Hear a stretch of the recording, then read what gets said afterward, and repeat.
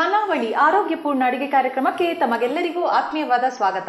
ನಮ್ಮ ಇವತ್ತಿನ ಖಾನಾವಳಿ ಕಾರ್ಯಕ್ರಮಕ್ಕೆ ಗಾಯತ್ರಿ ಅಯ್ಯರ್ ಅವರು ಬಂದಿದ್ದಾರೆ. ಅವರನ್ನ ನಮ್ಮ ಖಾನಾವಳಿಗೆ ಸ್ವಾಗತಿಸೋಣ. ಗಾಯತ್ರಿ ಅವರೇ, ನಮ್ಮ ಖಾನಾವಳಿಗೆ ಸ್ವಾಗತ. ಶರಣು ಶರಣಾರ್ಥಿ. ಶರಣು ಶರಣಾರ್ಥಿ. ಇವತ್ತು ಖಾನಾವಳಿಯಲ್ಲಿ ಯಾವ ಅಡಿಗೆ ಮಾಡ್ತಾ ಇದ್ದೀರಾ? ಇವತ್ತು ಖಾನಾವಳಿಯಲ್ಲಿ ಬಾಳೆ ಹೂವಿನ ಆಂಬೊಡೆ ಮಾಡ್ತಾ ಇದ್ದೀನಿ. ಓಕೆ, ಬಾಳೆ ಹೂವಿನ ಆಂಬೊಡೆನಾ? ಅದಕ್ಕೆ ಏನೆಲ್ಲ ಸಾಮಗ್ರಿಗಳು ಬೇಕು? ಅದಕ್ಕೆ ಕಡಲೆಬೇಳೆ, ಪುದೀನ, ಕೊತ್ತಂಬರಿ ಸೊಪ್ಪು, ಉಪ್ಪು, ಶುಂಠಿ, ಹಸಿಮೆಣಸಿನ್ಕಾಯಿ, ಕರಿಬೇವು, ತೆಂಗಿನ ತುರಿ, ಬಾಳೆ ಹೂವು, ಒಣಮೆಣಸಿನ್ಕಾಯಿ. Okay okay. ನೀವು ಬೆಂಗಳೂರಿಂದನೇ ಬಂದಿರೋದಲ್ಲ? ಬೆಂಗಳೂರು. ಓಕೆ, ಸರಿ. ಈಗ ಬಾಳೆ ಹೂವನ್ನ ಯಾವ ರೀತಿ, ಇವಾಗ ಇಲ್ಲಿ ಬಾಳೆ ಹೂವನ್ನ ಸಣ್ಣ ಸಣ್ಣ ಕಟ್ ಮಾಡ್ಕೊಂಡಿದ್ದೀರಲ್ವಾ? ಹೆಚ್ಚಿನ ಜನರಿಗೆ ಈ ಬಾಳೆ ಹೂ ನೋಡಿರ್ತಾರೆ, ಮಾಡೋದು ಅಡುಗೆದು ಹೆಚ್ಚಾಗಿ ಅಷ್ಟೊಂದು ಏನದು ಪಾಪ್ಯುಲರ್ ಅಲ್ಲ ಅಂತ ಹೇಳ್ಬೋದು. ಬಾಳೆ ಹೂವ ಯಾವ ರೀತಿ ಮಾಡಿದ್ರಿ ಅಂತ ಒಂದ್ಸತಿ ತೋರಿಸ್ಬಿಡಿ. ಅದೇ ಇದು ಈ ಥರ ಇರುತ್ತೆ ಬಾಳೆ ಹೂವ. ಇದನ್ನ ಹಿಂಗೆ ಬಿಡಿಸ್ಕೋಬೇಕು. ಕೈಯಲ್ಲೇ ತೆಗಿಯೋದಾ? ಕೈಯಲ್ಲೇ ತೆಗಿಬೇಕು. ಈ ಥರ ತೆಗೆದ್ರೆ ಇದರಲ್ಲಿ ಇದು ಬರುತ್ತೆ, ಹೂವು ಬರುತ್ತೆ. ಓಕೆ, ಹಿಂಗೆ ಹೂವು ಇರುತ್ತೆ. ಈ ಹೂವನ್ನೆಲ್ಲ ಹಿಂಗೆ ತೆಗೆದು ಇಟ್ಕೊಂಡು ಬಿಡ್ಬೇಕು. ಹಾಕ್ಬಿಡಿ. ಈ ಹೂವು ತೆಗೆದ್ರೆ ಇದು ಒಂದೊಂದು ಇದ್ರ ಒಳಗಡೆ ಒಂಥರ ಕಡ್ಡಿ ಥರ ಇರುತ್ತೆ. ಇದು ಈ ಥರ ಕಡ್ಡಿ, ಇದನ್ನ ಒಂದನ್ನು ಮಾತ್ರ ತೆಗಿಬೇಕು. ಅದು ಬೇಡವಾ? ಇದು ಬೇಡ. ಓಕೆ, ಇದನ್ನ ತೆಗೆದು ಎಲ್ಲ ಇಟ್ಬಿಟ್ಟು ಈ ಥರ ಸಣ್ಣದಾಗಿ ಹೆಚ್ಕೊಂಡಿದ್ದೀವಿ. ಆ ಕಡ್ಡಿ ಮಾತ್ರ ತೆಗೆದ್ಬಿಟ್ಟು ಮತ್ತೆ ಉಳಿದದನ್ನ ನಾವು ಉಪಯೋಗಿಸಬಹುದು. ಇದಿಷ್ಟು ತಿನ್ನುವ ಪದಾರ್ಥ. ಅದ್ರಲ್ಲಿ ಸ್ವಲ್ಪ ಗಟ್ಟಿ ಇರುತ್ತೆ ಆ ಕಡ್ಡಿ. ಇದೊಂದು ಮಾತ್ರ ಕಡ್ಡಿ ಗಟ್ಟಿ ಇರುತ್ತೆ. ಪ್ರತಿಯೊಂದು ಹೂವನ್ನು ತೆಗೆದುಕೊಂಡು ಬಿಡಿಸಿ ಆ ಕಡ್ಡಿ ಮಾತ್ರ ತೆಗೆದಿಟ್ಕೊಂಡು ಉಳಿದಿದ್ದು ಉಪಯೋಗಿಸೋದು. ಇದಲ್ವಾ? ಹೌದೌದು, ಗಟ್ಟಿ ಇರುವಂತ ಗಟ್ಟಿ. ಇದ್ರಲ್ಲಿ ಪಲ್ಯ ಎಲ್ಲಾನು ಮಾಡ್ತಾರೆ.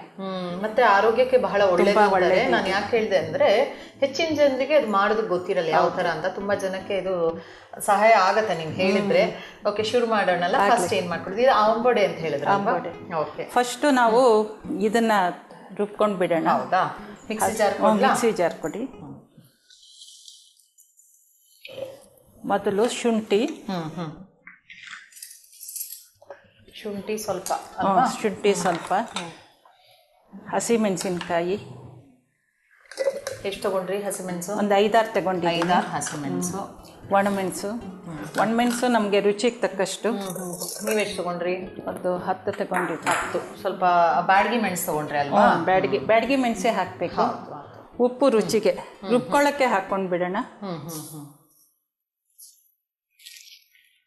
ಇದು ಫಸ್ಟ್ ಇದನ್ನ ಮಿಕ್ಸಿ ಮಾತ್ರ ಹಾಕೋದಾ? ಇದಕ್ಕೇನು ಅಂದ್ರೆ ಅದು ಸ್ವಲ್ಪ ನುಣ್ಣಗಾದ್ಮೇಲೆ ಇದು ಕಡಲೆಬೇಳೆ ಹಾಕೋದು ಬೇಡವಾ? ಬೇಡ, ನೀರು ಬೇಡ, ಅಷ್ಟೇ ಡ್ರೈ ಆಗಿ ಪೌಡರ್ ಮಾಡುವಂಥದ್ದು. Okay okay.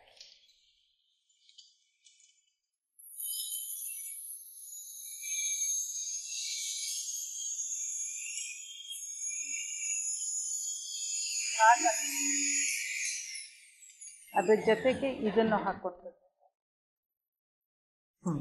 ಇದಷ್ಟು ಸ್ವಲ್ಪ ನುಣ್ಣಗಾಗ್ಲಿ, ಒಟ್ಟಿಗೆ ಆದ್ರೆ ಆಗಲ್ಲ ಅಂತ ಸ್ಪೂನ್ ತಗೊಳ್ಳಿ. ಈಗ ಇದು ಸ್ವಲ್ಪ ಆಗಿದೆ.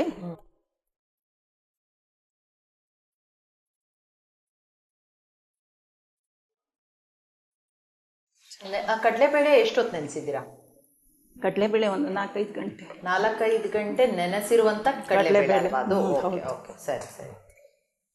ಈ ಆಂಬೊಡೆ ಅಂತ ಹೇಳಿದ್ರೆ ಈ ಕಡಲೆಬೇಳೆ ಆಂಬೊಡೆ ಮಾಡ್ತಾರಲ್ವಾ? ಹೌದು, ಸೇಮ್ ಅದೇ ತರ.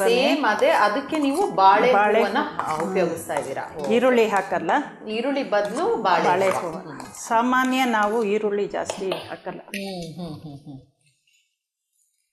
ಈಗ ಇದನ್ನ 1-2 ಆಗಿ ರುಬ್ಕೊಳ್ಬೇಕು. ತರಿ ಇರ್ಬೇಕು ಅಲ್ವಾ? ಯಾಕಂದ್ರೆ ಆಂಬೊಡೆ ಅಂದ್ರೆ ನುಣ್ಣಗಾಗಬಾರ್ದು, ಹೌದಲ್ವಾ?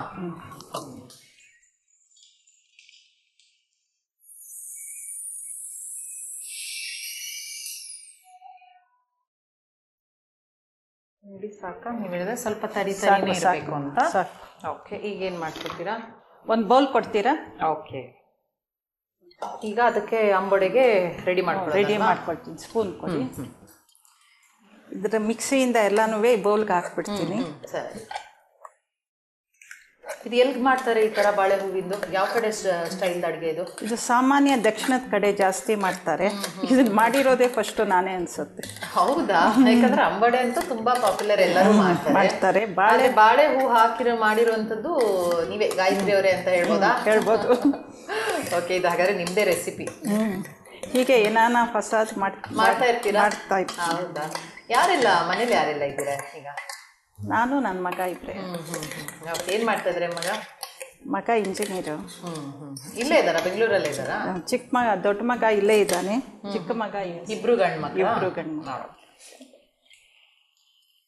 ಈಗ ಇದಾಗಿದೆ, ಇದಕ್ಕೆ ತೆಂಗಿನ ತುರಿ ಓಕೆ ಎಷ್ಟು ಬೇಕಾ ಅಷ್ಟು ಹಾಕೊಳ್ಳೋಣ. ನೀವೆಷ್ಟು ತಗೊಂತೀರಾ? ಒಂದು ಬೌಲು ಕಡಲೆಬೇಳೆ ತಗೊಂಡಿದ್ರಿ ನೆನೆಸಿರುವಂಥದ್ದು, ಅದಕ್ಕೊಂದು ಅರ್ಧ ತೆಂಗಿನಕಾಯಿ, ರುಚಿಗೆ ಎಷ್ಟು ಬೇಕೋ ಅಷ್ಟು ತಗೊಳ್ಳೋದು ಅಂತ. ಆಮೇಲೆ ಪುದೀನ ಒಂದು ಬೌಲು, ಕೊತ್ತಂಬರಿ ಒಂದು ಬೌಲು. ಓಕೆ, ಎಲ್ಲ ಒಂದು ಒಳ್ಳೆ ಆರೋಗ್ಯಕ್ಕೆ ಒಳ್ಳೇದಾಗಿರುವಂತಹ ಸೊಪ್ಪುಗಳನ್ನೇ ಹಾಕ್ತಾ ಇದ್ದೀರಾ ಎಲ್ಲ. ಪುದೀನ ಆರೋಗ್ಯಕ್ಕೆ ಬಹಳ ಒಳ್ಳೇದು. ಮತ್ತೆ ಬಾಳೆ ಹೂ ಕೂಡ ಇದು ತುಂಬಾ ವಿಟಮಿನ್ಸ್ ಇರುತ್ತೆ ಅಂತಾರೆ, ತುಂಬಾ ವಿಟಮಿನ್ ರಿಚ್ ಅಂತ. ಏನ್ ಮಾಡ್ತಾರೆ ಎಲ್ಲ ಬಾಳೆಹಣ್ಣು ಗೊನೆ ಅಥವಾ ಮನೇಲಾಗಿದ್ರೆ ಅದನ್ನ ಎಸೆದ್ ಬಿಡ್ತಾರೆ, ಹೆಚ್ಚಿನವರು ಮಾಡಕ್ ಗೊತ್ತಿರಲ್ಲ. ಸೊ ಇಂಥದ್ದೇನಾದ್ರು ಮಾಡಿ ನೀವ್ ಹೇಳಿದ್ರೆ ಪಲ್ಯ ಎಲ್ಲ ಮಾಡ್ಬೋದು. ಪಲ್ಯ ಮಾಡ್ಬೋದು, ಬಾಳೆ ದಿಂಡಲ್ಲೂ ಪಲ್ಯ ಮಾಡ್ಬೋದು. ಬಾಳೆ ದಿಂಡು ಮಾಡ್ತಾರೆ ಕೆಲವರು, ಆದ್ರೆ ಹೂ ಸ್ವಲ್ಪ ಉಪಯೋಗ ಅಂದ್ರೆ ಅದು ಯಾವ್ದನ್ನ ಉಪಯೋಗಿಸೋದು ಅಂತಾನೆ ಗೊತ್ತಿರೋದಿಲ್ಲ ಕೆಲವು ಸತಿ. ಸೊ ಅದನ್ನ ಈ ತರ ಮಾಡ್ಬಿಟ್ಟು ಕಟ್ ಮಾಡಿ ಮಾಡ್ತಾರೆ, ಪಲ್ಯ ಮಾಡ್ಬೋದು ಅಲ್ವಾ? ನಿಮ್ಮ ಮನೇಲಿ ಏನಾದ್ರು ಗಿಡಗಳೆಲ್ಲ ಹಾಕಿದ್ದೀರಾ ಹೇಗೆ? ಇಲ್ಲ ಇಲ್ಲ, ಬಾಳೆ ಗಿಡ ಇಲ್ಲ, ಮಾವಿನ ಮರ ಇದೆ, ತೆಂಗಿನ ಮರ ಇದೆ. ಹೌದಾ? ತುಂಬಾ ಕೋತಿಗಳು ಜಾಸ್ತಿ ನಮ್ಮನೆ. ಹೌದಾ? ಒಂದು ಬೆಳೆಸಿದ್ರು ತಗೊಂಡೋಗ್ಬಿಡುತ್ತೆ ಅಂತ. ಚೆನ್ನಾಗಿದೆ, ಒಂದು 25-30 ಬರುತ್ತೆ. ಈ ತರ ಚೆನ್ನಾಗಿ ಕಲ್ಸ್ಕೊಂಡಿರೋದು. ಓಕೆ, ನೀರೆಲ್ಲೂ ಹಾಕೋದು ಬೇಡ, ಇದಕ್ಕೆ ನೀರು ಹಾಕೋಂಗೆ ಇಲ್ಲ, ಸ್ವಲ್ಪ ಡ್ರೈ ಆಗೇ ಇರಬೇಕು. ಇಲ್ಲ ಒಂದ್ಸತಿ ಮಿಕ್ಸ್ ಮಾಡ್ಕೋಬೇಕಾ ಈಗ? ಈಗ ಈ ತರ ಎಲ್ಲಾನು ಚೆನ್ನಾಗಿ ಕಲ್ಸ್ಕೊಂಡು ಇಟ್ಕೊಳ್ಬೇಕು. ಓಕೆ, ಆಮೇಲೆ ಎಣ್ಣೆಲಿ ಕರಿಯೋದು. ಓಕೆ, ಸರಿ. ಈಗ ಹಿಟ್ಟೆಲ್ಲ ರೆಡಿ ಮಾಡಿದಿರ ಅಂದ್ರೆ ಎಲ್ಲ ಕಲಸಿ ಅಲ್ವಾ ಅಂಬೊಡೆ ಮಾಡೋದಕ್ಕೆ? ಈಗ ಏನ್ ಮಾಡೋದು? ಈಗ ಬಾಣಲಿಲಿ ಎಣ್ಣೆ ಕೊಡಿ. ಓಕೆ, ಎಣ್ಣೆ ಹಾಕಿ ಇಟ್ಟಿದ್ದೀವಿ. ಸ್ಟವ್ ಹಚ್ಕೊಂಡ್ಬಿಡ್ತೀರಾ? ಹಚ್ಕೊಳ್ತೀನಿ.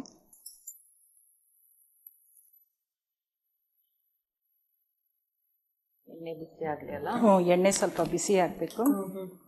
ಇದೇನಾದ್ರು ತಟ್ಟಬೇಕಾ ಅಥವಾ ತಟ್ಕೊಂಡು ಡೈರೆಕ್ಟ್ ಆಗಿ ಹಾಕಿ? ಇಲ್ಲ, ಈಗ ಸ್ವಲ್ಪ ಬಿಸಿಗೆ ಎಣ್ಣೆ ಕಾಯತ್ತಲ್ಲ, ಒಂದು ಸೌಟ್ ಎಣ್ಣೆನ ತೆಗೆದು ಇದಕ್ಕೆ ಹಾಕೊಳ್ಬೇಕು. ಆಮೇಲೆ ಕೈಯಲ್ಲೇ ತಟ್ಟಿ ಯಾವ್ದು ತಟ್ಟೆಗೆ ಏನು ಬೇಡ. ಮತ್ತೆ ನಿಮ್ದು ಹವ್ಯಾಸಗಳೆಲ್ಲ ಏನಿದೆ, ಏನ್ ಮಾಡ್ತೀರಾ? ಅದೇ ಯೋಗ ಕ್ಲಾಸ್ ನಡೆಸ್ತಾ ಇದ್ದೀನಿ, ಮತ್ತೆ ಕ್ರಿಕೆಟ್ ಮನೇಲೆ ಮಾಡ್ತೀನಿ. 2 ಜನ ಬರ್ತಾರೆ ಕಲಿಯೋದಕ್ಕೆ? 34 ಜನ ಬರ್ತಾರೆ. ಹೌದಾ? ಓ, ವೆರಿ ನೈಸ್. ಅಂದ್ರೆ ಎಷ್ಟು ವರ್ಷದಿಂದ ಮಾಡ್ತಾ ಇದ್ದೀರಾ ಯೋಗ ಕ್ಲಾಸ್? ನಾನು ಯೋಗ ಕ್ಲಾಸ್ ಮಾಡಿದ್ದು 15 ವರ್ಷ, ಕಲ್ತಿದ್ದು 23 ವರ್ಷ ಆಗೋಯ್ತು. ಓಕೆ, ಈಗ 15 ವರ್ಷದಿಂದ ಯೋಗ ಕ್ಲಾಸಸ್ ಮಾಡ್ತಾ ಇದ್ದಾರೆ. ಎಷ್ಟು, ಸಾಯಂಕಾಲನ ಹೇಗೆ ಅಥವಾ ಬೆಳಿಗ್ಗೆನಾ? ಬೆಳಿಗ್ಗೆ 6 ಗಂಟೆಯಿಂದ ರಾತ್ರಿ 8:30ವರೆಗೂ ನಡೆಯುತ್ತೆ.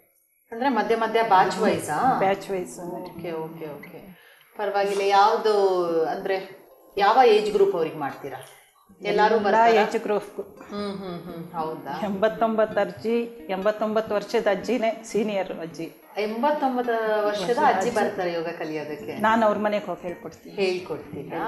Okay okay. ಇನ್ನೆಲ್ಲ ಸಣ್ಣ ಮಕ್ಕಳು, ಮಿಡ್ಲ್ ಏಜ್ ಅವರು ಎಲ್ಲರೂ 50+, 60+, 70+. Okay okay. ಹೇಗೆ ಅನ್ಸುತ್ತೆ ಒಂದು ಯೋಗ ಟೀಚರ್ ಆಗಿ? ಅದ್ರ ಬಗ್ಗೆ ಒಂದು ಸ್ವಲ್ಪ ಹೇಳಿ. ಎಷ್ಟೋ ಜನಕ್ಕೆ ಯೋಗ ಮಾಡ್ತಾರೆ, ಏನೋ ಒಂದು ಮೊನ್ನೆ ಆಚರಣೆ ಮಾಡಿದ್ವಿ ಯೋಗ, ಇಂಟರ್ನ್ಯಾಷನಲ್ ಯೋಗ ಡೇ ಅಂತ. ಅದಕ್ಕೋಸ್ಕರ 1-2 ದಿನ ಪ್ರಿಪೇರ್ ಮಾಡ್ಬಿಟ್ಟು ಅವತ್ತು ಮಾಡ್ಬಿಡ್ತಾರೆ, 1 ತಿಂಗಳು ಮಾಡ್ತಾರೆ, ಬಿಟ್ಬಿಡ್ತಾರೆ. ಅದ್ರ ಬಗ್ಗೆ ಒಳ್ಳೆಯ ಏನು ಅನುಕೂಲ ಏನಿದೆ, ಆರೋಗ್ಯದ ಬಗ್ಗೆ ಏನೆಲ್ಲ ಅದರಿಂದ ಬೆನಿಫಿಟ್ಸ್ ಇದೆ ಅನ್ನೋದನ್ನ ಹೇಳಿ. ಯೋಗದಿಂದ ತುಂಬಾನೇ ಬೆನಿಫಿಟ್ ಇದೆ. ಅಂದ್ರೆ ನಿರಂತರವಾಗಿ ಮಾಡ್ತಾ ಇರಬೇಕು. ಇವತ್ತು ಮಾಡೋದು ನಾಳೆ ಬಿಡಬೇಕು ಅಂತ ಇಲ್ಲ. ನಾವು ಹೇಗೆ ಊಟ ತಿಂಡಿ ಮಾಡ್ತೀವೋ ಅದೇ ತರ ನಮ್ಮ ಅವಿಭಾಜ್ಯ ಅಂಗ ಆಗಬೇಕು ಜೀವನದ್ದು ಅಂತ ಹೇಳೋದು ಯೋಗ. ಇಂಟರ್ನ್ಯಾಷನಲ್ ಯೋಗ ಡೇ ಇತ್ತು ನೋಡಿ, ಎಲ್ಲರೂ 108 ಸೂರ್ಯ ನಮಸ್ಕಾರ ಮಾಡಿದ್ದಾರೆ. ಮಾಡಿಸಿದ್ದೀರಾ ನೀವು? ನಾವು ಮಾಡಿದ್ದೀವಿ. ಅದು ಎಷ್ಟು ಚೆನ್ನಾಗಿ ನಡೀತು ಅಂದ್ರೆ ತುಂಬಾ ಖುಷಿ ಆಗ್ಬಿಡತ್ತೆ ನಮ್ಗೆನೇನೆ. ನಮ್ಮ ಮಕ್ಕಳೆಲ್ಲ ಇಷ್ಟು ಚೆನ್ನಾಗಿ ಮಾಡಿದ್ದಾರೆ, ಕಲ್ಸ್ಕೊಟ್ಟಿದ್ದೀನಿ ಅಂತ. ನಿಮ್ ಬಗ್ಗೆ ನಿಮ್ಗೆ ಹೆಮ್ಮೆನೂ ಅನ್ಸುತ್ತೆ? ಇಲ್ಲ, ಮಕ್ಕಳ ಬಗ್ಗೆ, ಅವ್ರ ಬಗ್ಗೆ ಎಲ್ಲರೂ ಇಷ್ಟು ಚೆನ್ನಾಗಿ ಮಾಡಿದಾರಲ್ಲ ಅಂತ. ತಿರ್ಗು ಈವ್ನಿಂಗ್ ಕ್ಲಾಸಲ್ಲಿ ಒಬ್ರು ಲೆಕ್ಚರರು 1 ತಿಂಗಳಿಂದ ಬಂದಿರ್ಲಿಲ್ಲ, ಅವ್ರಿಗೆ ವ್ಯಾಲ್ಯೂಯೇಷನ್ ಇತ್ತು. ನಿನ್ನೆ ಬಂದು ಫುಲ್ ಮಾಡಿದ್ದಾರೆ. ತುಂಬಾ ಎಲ್ಲ ಆರೋಗ್ಯದ ಬಗ್ಗೆ ಅಂದ್ರೆ ಅವರ ಆರೋಗ್ಯದ ಸುಧಾರಣೆ ಆಗಿದೆಯಾ? ಆಗಿದೆ ಆಗಿದೆ. ಈಗ ಎಷ್ಟೋ ತೊಂದರೆ ಇರುತ್ತೆ, ಈಗ ಯಾರಿಗೆ ಮನುಷ್ಯನಿಗೆ ತೊಂದರೆ ಇಲ್ಲದವರೇ ಇಲ್ಲ. ಸೊ ಯೋಗದಿಂದ ಮಾಡಿ ಹೆಲ್ತ್ ಇಂಪ್ರೂವ್ಮೆಂಟ್ ಆಗಿರೋದಿದೆಯಾ? ತುಂಬಾ ಜನಕ್ಕಾಗಿದೆ. ಅದು ಈ ಸಣ್ಣ ಮಕ್ಳಿಗೆ ಕಾಲೇಜ್ ಹುಡುಗಿರ್ಗೆಲ್ಲ ತುಂಬಾನೇ ಇರತ್ತೆ ಫಿಟ್ನೆಸ್ ಬಗ್ಗೆ. ಹೌದು, ಅವರು ಚೆನ್ನಾಗಿ ಮಾಡ್ತಾರೆ, ಮತ್ತೆ ಬೇಗನೂ ರಿಸಲ್ಟ್ ಗೊತ್ತಾಗುತ್ತೆ. ಸ್ವಲ್ಪ ಏನದು ಹೆಂಗಿರೋರ್ಗೆ ಆಗತ್ತೆ. ಎಸ್ಪೆಷಲಿ ಸ್ವಲ್ಪ ಒಂದು 60 ವರ್ಷ ಆದವರಿಗೆ ಸ್ವಲ್ಪ ಜಾಸ್ತಿ ಎಕ್ಸರ್ಸೈಸ್ ಮಾಡ್ಬೇಕು, ಆರೋಗ್ಯದ ತೊಂದರೆಗಳು ಜಾಸ್ತಿ ಇರುತ್ತೆ. ಅಂತವ್ರು ಯೋಗ ಮಾಡ್ಕೊಂಡು ನಿಮ್ಮ ಆರೋಗ್ಯನ ನೀವು ಇದು ಮಾಡ್ಬೋದು. ಎಣ್ಣೆ ಕಾದಿದೆಯಾ? ಇನ್ನೊಂದು ಸ್ವಲ್ಪ ಕಾಯಿಲಿ. ಮತ್ತೆ ಇನ್ನೇನು ಹವ್ಯಾಸ ಇದೆ? ಪತ್ರಿಕೆಗಳಿಗೆಲ್ಲ ಬರೆಯೋದು. ಹೌದಾ? ಯಾವ್ದ್ರ ಬಗ್ಗೆ ಬರೀತೀರಾ? ಬರೆಯೋದಂದ್ರೆ ಅದೇ ಇದು ಅಡಿಗೆದೆಲ್ಲ ಬರೀತೀರಾ? ಅಡುಗೆದೆಲ್ಲ ಬರೀತೀನಿ. ಒಂದು ಪುಸ್ತಕನೂ ಮಾಡಿದ್ದೀನಿ. ಏನದು ಪುಸ್ತಕದ ಹೆಸರೇನು? ಅದೇ ಗಾಯತ್ರಿ ಅಯ್ಯರ್ ಸ್ಪೆಷಲ್ ಅಂತ. ಗಾಯತ್ರಿ ಅಯ್ಯರ್ ಸ್ಪೆಷಲ್ ಅಂತ ಒಂದು ಪಬ್ಲಿಷ್ ಮಾಡಿಬಿಟ್ಟಿದ್ದೀರಾ? ಓಕೆ. ಇಲ್ಲ, ಅದು ನನ್ನ ಮಗನೂ ಒಂದು ಕತೆ ಬರೀತಾ ಇದ್ದಾನೆ ಅಶ್ವತ್ಥಾಮನ್ ಬಗ್ಗೆ. ಓಕೆ. ಅವನದು ನಂದು ಒಟ್ಟಿಗೆ ಪಬ್ಲಿಷ್ ಮಾಡಬೇಕು ಅಂತ. ಬಟ್ ರೆಸಿಪೀಸ್ ಎಲ್ಲ ಕಲೆಕ್ಷನ್ ಇದೆ. ಕಲೆಕ್ಷನ್ ಮತ್ತೆ ಸಣ್ಣ ಕತೆಗಳು, ಜೋಕ್ಸು ಅದೆಲ್ಲ. ಅದರೆಲ್ಲ ಬರವಣಿಗೆ ಯಾವಾಗಿಂದ ಇದೆ? ಬರವಣಿಗೆನೂ ಈಗ ಒಂದು 15 ವರ್ಷದಿಂದ ಅದೆಲ್ಲ ನಿಮ್ಮನ್ನ ತೊಡಸ್ಕೊಂಡ್ಬಿಟ್ಟಿದ್ದೀರಾ ಇಷ್ಟೆಲ್ಲ ಆಕ್ಟಿವಿಟೀಸ್ ಅಲ್ಲಿ. ಒಟ್ಟಲ್ಲಿ ಏನು ಫ್ರೀ ಆಗಿರಬಾರ್ದು ನೋಡಿ. ಹಾಗಿದ್ರೆ ಮತ್ತೆ ಆಗಿರುತ್ತಲ್ವಾ? ಅಂದ್ರೆ ಸುಮ್ಮನೆ ಕಾಲಹರಣ ಮಾಡಬಾರ್ದು. ಏನಾದ್ರು ಉಪಯೋಗದ ಕೆಲಸ ಏನ್ ಬೇಕು? ಒಂದು ಸೌಟ್ ಕೊಡಿ. ಎಣ್ಣೆ ಕರಿಯೋದಕ್ಕಾ? ಅಲ್ಲ, ಇದು ಎಣ್ಣೆ ಸ್ವಲ್ಪ ಹಾಕ್ಕೊಳ್ತೀನಿ. ಓಕೆ, ಎಣ್ಣೆ ಹಾಕೋದು. ಒಂದು ಅರ್ಧ ಸೌಟ್ ಎಣ್ಣೆ ಸಾಕು. ಇದಕ್ಕೆ ಹಾಕ್ಕೊಂಡ್ರೆ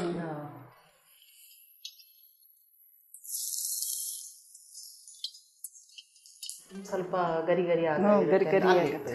ಪ್ಲೇಟ್ ಇದೆಯಲ್ಲ? ಸ್ಪೂನ್ ಬೇಕಾ? ಬಿಸಿ ಇರುತ್ತೆ. ಬಿಸಿ ಇರುತ್ತೆ. ಸ್ಪೂನಲ್ಲಿ ಕಲಿಸ್ತೀರಾ? ಸ್ಪೂನ್. ಯಾವಾಗಲೂ ಅಷ್ಟೇ, ಯಾರೂ ಸುಮ್ಮನೆ ಇರಬಾರ್ದು, ಏನಾರ ಮಾಡ್ತಾ ಇರಬೇಕು. ನಂತೂ ಆಕ್ಟಿವ್ ಆಗಿ ಇರಬೇಕು. ಅದು ಒಳ್ಳೆ ಕೆಲಸಗಳನ್ನು ಮಾಡ್ಬೇಕು. ಏನಾದರೂ ಮಾಡಬೇಕು ಅಂದ್ರೆ ಇವಾಗ ಏನಾಗಿದೆ ಅಂದ್ರೆ ಎಲ್ಲರ ಕೈಯಲ್ಲೂ ಮೊಬೈಲ್ ಇರುತ್ತೆ, ಮೊಬೈಲ್ ನೋಡ್ಕೊಂಡು ಕೂತ್ಕೊಳ್ತಾರೆ. ಆದರೆ ನೀವು ಏನದು ಯೋಗ ಅದ್ರ ಬಗ್ಗೆ ಇರಲಿ, ಬರವಣಿಗೆ ಇರಲಿ, ಬಹಳಷ್ಟು ಒಳ್ಳೆ ಕೆಲಸ ಅಂದ್ರೆ ಏನದು ಆಕ್ಟಿವ್ ಆಗಿರಬೇಕು ಮಾಡ್ತಾ ಇದ್ದೀರಾ. ನಾನು ಬೇರೆಯವ್ರಿಗೂ ಹೇಳೋದು ಅಷ್ಟೇನೆ, ಸುಮ್ಮನೆ ಕಾಡು ಹರಟೆ ಏನಂತೆ ಮಾಡ್ಕೊಂಡು ಅವ್ರ ಬಗ್ಗೆ ಮಾತಾಡ್ಕೊಂಡು ಎಲ್ಲರಿಗೂ ಅವ್ರವ್ರ ಜೀವನ ಅವ್ರವ್ರಿಗೆ ಅಲ್ವಾ. ಬಹಳ ಸಂತೋಷ. ನೀವು ಬೇರೆ ಎಷ್ಟೋ ಜನರಿಗೆ ನೀವು ಮಾದರಿ ಅಂತ ಹೇಳ್ಬೋದು. ಇಷ್ಟೆಲ್ಲ ಆಕ್ಟಿವ್ನೆಸ್ ಉಳಿಸ್ಕೊಂಡಿದ್ದೀರಾ ಜೀವನದ ಬಗ್ಗೆ. ಒಂದು ಏನದು ಈಗ ಒಬ್ರೊಬ್ರು 50+ 60+ ಆಗ್ಬಿಟ್ಟೆ ಏನೋ ಅಯ್ಯೋ ಬೇಜಾರು ಬೇಜಾರು ಅಂತಾರೆ. 3 ಪದಾನೇ ತೆಗ್ದು ಹಾಕ್ಬಿಡ್ಬೇಕು. ಬೇಜಾರು ಅನ್ನೋ ಪದ ಇರಬಾರ್ದು ಜೀವನದಲ್ಲಿ. ಎಷ್ಟೊಂದಿದೆ ಮಾಡೋದು ಕೆಲಸ.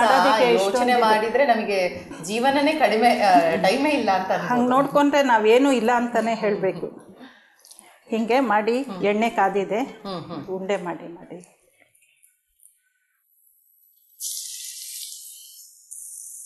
ನನಗೆ ತುಂಬ ಇಷ್ಟ ಅಡುಗೆ. ಇದು ಈ ಥರ ತಿಂಡಿ ಮಾಡು ಅಂದರೆ ಮಾಡೋದಕ್ಕೆ ಇಷ್ಟ. ಹೌದಾ? ಯಾರಿಗೀಗ ಮಗನಿಗೆಲ್ಲ ಇಷ್ಟನಾ ಈ ಥರದ್ದೆಲ್ಲ ಮಾಡ್ಕೊಡ್ತೀರಾ? ಚಿಕ್ಕವನಿಗೆ ತುಂಬ ಇಷ್ಟನಾ? ಅಂದರೆ ಈ ವಡೆ, ಅಂಬೊಡೆ, ಬಜ್ಜಿ, ಬೋಂಡ ಅಂತದ ಮಾಡ್ತೀವಿ. ಮುಂಚಿನೂ ಆಸಕ್ತಿನ ಅಡುಗೆ ಬಗ್ಗೆ ನಿಮಗೆ? ಹೇಗೆ? ಇಲ್ಲ, ಇವಾಗ ಇತ್ತೀಚಿನ ದಿನಗಳಲ್ಲಿ ಒಂದು ಸ್ವಲ್ಪ ನಮ್ಮತ್ತೆ ಹೋದ್ಮೇಲೆ. ಸೊ ಖಾನಾವಳಿ ಎಲ್ಲ ನೋಡ್ತೀರಾ? ನೋಡಿದ್ದೀರಾ? ನೋಡ್ತೀನಿ. ರೆಸಿಪೀಸ್ ಎಲ್ಲ ಕಲ್ತಿರಾ? ಹೇಗೆ ಟ್ರೈ ಮಾಡಿದ್ದೀರಾ? ಮಾಡ್ತೀನಿ. ಒಟ್ಟಲ್ಲಿ ಇದು ಶ್ರೀ ಬಸವ ಚಾನಲ್ ಚೆನ್ನಾಗಿ ಬರ್ತಾ ಇದೆಯಾ? ಇನ್ಯಾವ ಕಾರ್ಯಕ್ರಮ ನೋಡ್ತೀರಾ? ಅದೇ ಸಾಯಂಕಾಲ ಬರುತ್ತಲ್ಲ ಒಂದು ಆಧ್ಯಾತ್ಮಿಕ ಕಾರ್ಯಕ್ರಮಗಳು ಅದೆಲ್ಲ ನೋಡ್ತಾ ಇರ್ತೀರಾ? ಸ್ವಲ್ಪ ನಾನು ಜಾಸ್ತಿ ಆಧ್ಯಾತ್ಮಿಕ ಅದ್ರ ಬಗ್ಗೆ ಆಸಕ್ತಿ ಇದೆ. ಸೀರಿಯಲ್ಗಳು ನೋಡಲ್ಲ, ಇದು ನೋಡ್ತೀನಿ. ಕ್ರಿಕೆಟ್ ಈಗ ಶುರು ಆಗಿದೆಯಲ್ಲ, ಕ್ರಿಕೆಟ್ ನೋಡ್ತಾ ಇರ್ತೀರಾ? ಕ್ರಿಕೆಟು, ಟೆನ್ನಿಸು ತುಂಬ ಇಷ್ಟ. ಸಾಕಂತೂ ಒಟ್ಟಾರೆ ದಿನದ 24 ಗಂಟೆನೂ ಬಿಸಿ. ಏನಿಲ್ಲದೆ ಇದೆ ಮಲ್ಕೊಂಡು. ಅದಕ್ಕೆ ಎಲ್ಲರೂ ಹೇಳ್ತಾರೆ, ನೀನು ಕಣ್ ಕೆಳಗಡೆ ಒಂಚೂರು ಡಾರ್ಕ್ ಸರ್ಕಲ್ ಬಂದಿಲ್ಲ, ನಿದ್ದೆ ಮಾಡಿಬಿಡ್ತೀನಲ್ಲ. ಏನಿರಲ್ವಲ್ಲ, ಬೆಳಿಗ್ಗೆಯಿಂದ ಸಾಕಾಗಿರತ್ತಲ್ಲ. ಸ್ವಲ್ಪ ರೆಸ್ಟ್ ಬೇಕಲ್ವಾ ಮನುಷ್ಯಂಗೆ? ಇಲ್ಲ, ಒಂದು ಸಲ ಮಲ್ಕೊಂಡು ಬಿಡ್ತೀನಿ.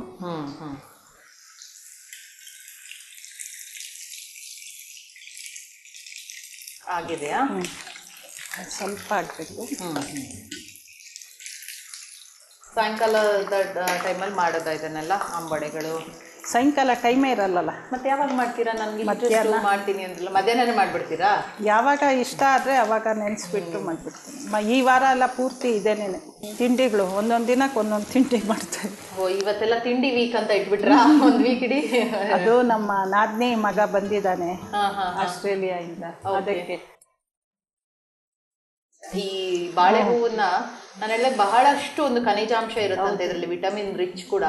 ಈ ಹೆಚ್ಚಿನವರು ಮಾಡಲ್ಲ, ಅವ್ರಿಗೆಲ್ಲ ತುಂಬಾ ಹೆಲ್ಪ್ ಆಗುತ್ತೆ ಬಿಡಿ ಈ ತರ ಒಂದು ಹೊಸ ರೀತಿ ಮತ್ತೆ ತಿನ್ನಕ್ಕೂ ತುಂಬಾ ಚೆನ್ನಾಗಿ. ಸೊ ಹಾಗಾಗಿ ಏನದು ಮನ್ಸಿಗೆ ಬಂದಾಗ ತಿಂಡಿ, ಇವತ್ತು ಯಾರೋ ಬಂದ್ರು ಮಾಡ್ಬೇಕು ಅಂದ್ರೆ ಹೊಸ ರೆಸಿಪೀಸ್ ಬರ್ತಾರೆ ಅನ್ನೋ ಅಷ್ಟೊತ್ತಿಗೆ ದಾಮ್ದು ಅಂತ ಮಾಡ್ಬಿಡ್ತೀರಾ, ಮಾಡಿ ಪ್ಯಾಕ್ ಮಾಡಿ ಇಟ್ಬಿಡ್ತೀನಿ. ಒಬ್ರೊಬ್ರು ತಿನ್ನಲ್ಲ ಅಂತಾರೆ, ಅವಾಗೆಲ್ಲ ಡಬ್ಬಾಗೆ ಹಾಕಿ ಕೊಟ್ಬಿಡ್ತೀರಾ. ನಾನು ಚಿಕ್ಕ ಮಗ ತುಂಬ ಮಿಸ್ ಮಾಡ್ತಾ ಇದ್ದ ಅಲ್ಲಿ. ಒಳ್ಳೇದು, ಅಲ್ಲೇ ತಿನ್ನಿ ಅಂತ ಒತ್ತಾಯ ಮಾಡೋದ್ರಿಂದ ಮತ್ತೆ ತಗೊಂಡೋಗಿ ಸಹ ತಿನ್ನಿ ನೀವು ಅಂತ.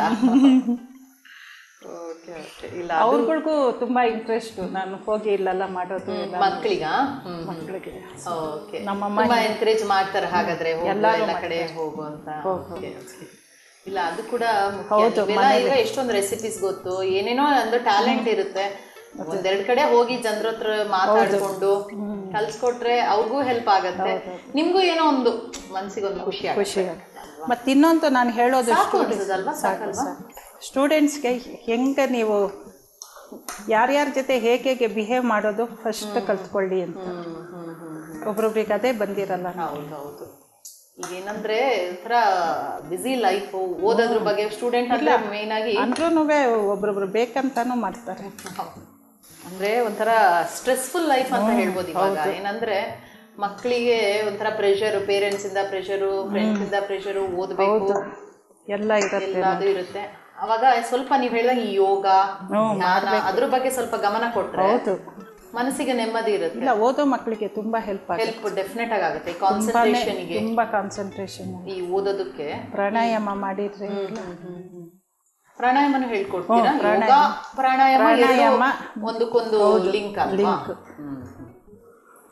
ಯಾವಾಗ್ಲೂ ಬಾಡಿ ಮೈಂಡ್ ಎರಡೂ ಹೌದು. Sound mind in sound body ಅಂತ ಹೇಳ್ತಾರಲ್ವಾ. ನಮ್ ದೇಹ ಸರಿ ಇದ್ರೆ ತಾನೇ ನಮ್ದು ಮೈಂಡ್ ಸರಿ ಇರುತ್ತೆ. ಸೊ ಆಗಿದೆ, ರೆಡಿ ಆಗಿದೆ ಅಲ್ವಾ? ಸರ್ವಿಂಗ್ ಪ್ಲೇಟ್ ಕೊಡ್ಲಾ? ಸರ್ವಿಂಗ್ ಪ್ಲೇಟ್ ಕೊಡಿ. ಓಕೆ.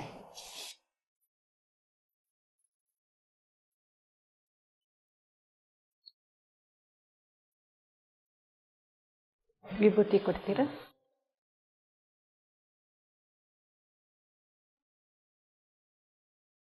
ವಿಭೂತಿ ಹಚ್ಚೋದ್ರಿಂದ ಆಹಾರ ಪ್ರಸಾದ. ವಿಭೂತಿ ಹಚ್ಚೋದ್ರಿಂದ ಆಹಾರ ಪ್ರಸಾದ ಆಗತ್ತೆ. ಬಾಳೆ ಹೂವಿನ ಆಂಬಡೆ ರೆಡಿಯಾಗಿದೆ, ರುಚಿ ನೋಡಿ. ಓಕೆ, ಬಾಳೆ ಹೂವಿನ ಆಂಬಡೆ ಫಸ್ಟ್ ಟೈಮೇ ತಿನ್ನೋದು. ಅಂಬಡೆ ಎಲ್ಲ ತಿಂದಿದ್ದೀನಿ, ಮಾಡಿದ್ದೀನಿ ಕೂಡ. ಓಕೆ, ಇದು ಬಾಳೆ ಹೂವಿಂದು ಬಿಸಿ ಬಿಸಿಯಾಗಿ ಇದೆ, ಗರಿ ಗರಿನೂ ಇದೆ. ಮುರಿದ ತಕ್ಷಣ ಕರುಮ್ ಕುರುಮ್ ಅಂತ ಆಯ್ತು.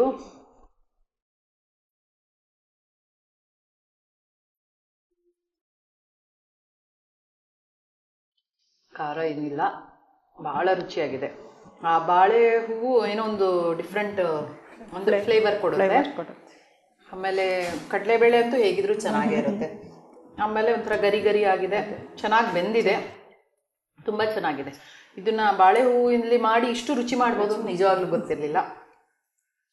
ಸಾಯಂಕಾಲ ಸ್ನ್ಯಾಕ್ಸ್ ಥರ ಮಾಡಿಕೊಂಡು ತಿನ್ಬೋದು, ಬಿಸಿ ಬಿಸಿ ತಿಂದು. ಅದು ಒಳ್ಳೆ ಒಂದು ಇದು ಕೊಡುತ್ತೆ, ಟೆಕ್ಸ್ಚರ್ ಇದೆಯಲ್ಲ, ತುಂಬ ಚೆನ್ನಾಗಿದೆ.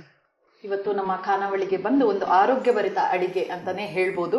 ಹಾಗೆ ತುಂಬ ರುಚಿಯಾಗಿ ಒಂದು ಒಳ್ಳೆ ಅಡುಗೆಯನ್ನು ನಮಗೆ ಮಾಡಿ ತೋರಿಸಿದ್ದೀರಾ. ನಮ್ಮ ಖಾನಾವಳಿ ತಂಡ ಹಾಗೂ ಬಸವ ವಾಹಿನಿ ಕಡೆಯಿಂದ ನಿಮಗೆ ಧನ್ಯವಾದಗಳು. ಶರಣಾರ್ಥಿ. ಶರಣಾರ್ಥಿ. ವೀಕ್ಷಕರೇ, ಬಾಳೆ ಹೂವಿನ ಆಂಬೊಡೆಯನ್ನು ಹೇಗೆ ಮಾಡಿದ್ರು ಅಂತ ಬನ್ನಿ ನೋಡೋಣ. ಬಾಳೆ ಹೂವಿನ ಆಂಬೊಡೆ ಮಾಡಲು ಬೇಕಾಗುವ ಸಾಮಗ್ರಿಗಳು: ನೆನೆಸಿದ ಕಡಲೆಬೇಳೆ 1 ಬೌಲ್, ಕೊತ್ತಂಬರಿ ಸೊಪ್ಪು 1 ಬೌಲ್, ಉಪ್ಪು ರುಚಿಗೆ ತಕ್ಕಷ್ಟು, ಶುಂಠಿ 1 ಇಂಚು, ಹಸಿಮೆಣಸಿನಕಾಯಿ 5 ರಿಂದ 6, ಕರಿಬೇವು ಸ್ವಲ್ಪ, ತೆಂಗಿನ ತುರಿ ಸ್ವಲ್ಪ, ಬಾಳೆ ಹೂವು 1 ಬೌಲ್, ಬ್ಯಾಡಗಿ ಮೆಣಸಿನಕಾಯಿ 10 ರಿಂದ 12, ಪುದೀನ 1 ಬೌಲ್. ಬಾಳೆ ಹೂವಿನ ಆಂಬೊಡೆ ಮಾಡುವ ವಿಧಾನ: ಒಂದು ಮಿಕ್ಸಿ ಜಾರಿಗೆ ಶುಂಠಿ, ಹಸಿಮೆಣಸಿನಕಾಯಿ, ಬ್ಯಾಡಗಿ ಮೆಣಸಿನಕಾಯಿ, ಉಪ್ಪು ಹಾಕಿ ಚೆನ್ನಾಗಿ ಮಿಕ್ಸ್ ಮಾಡಿಕೊಂಡು ಅದಕ್ಕೆ ನೆನೆಸಿದ ಕಡಲೆಬೇಳೆ ಹಾಕಿ ತರಿತರಿಯಾಗಿ ರುಬ್ಬಿಕೊಳ್ಳಿ. ನಂತರ ಆ ಮಿಶ್ರಣವನ್ನು ಒಂದು ಬೌಲ್ಗೆ ಹಾಕಿ ಅದಕ್ಕೆ ತೆಂಗಿನ ತುರಿ, ಪುದೀನ, ಕೊತ್ತಂಬರಿ, ಕರಿಬೇವು, ಬಾಳೆ ಹೂವು ಎಲ್ಲವನ್ನು ಹಾಕಿ ಚೆನ್ನಾಗಿ ಮಿಕ್ಸ್ ಮಾಡಿ ಅದಕ್ಕೆ ಬಿಸಿ ಬಿಸಿ ಎಣ್ಣೆ ಹಾಕಿ ಕಲಸಿ ಕಾದ ಎಣ್ಣೆಯಲ್ಲಿ ಗರಿಗರಿಯಾಗಿ ಕರೆದರೆ ರುಚಿಯಾದ ಬಾಳೆ ಹೂವಿನ ಆಂಬುಡೆ ಸವಿಯಲು ಸಿದ್ಧ.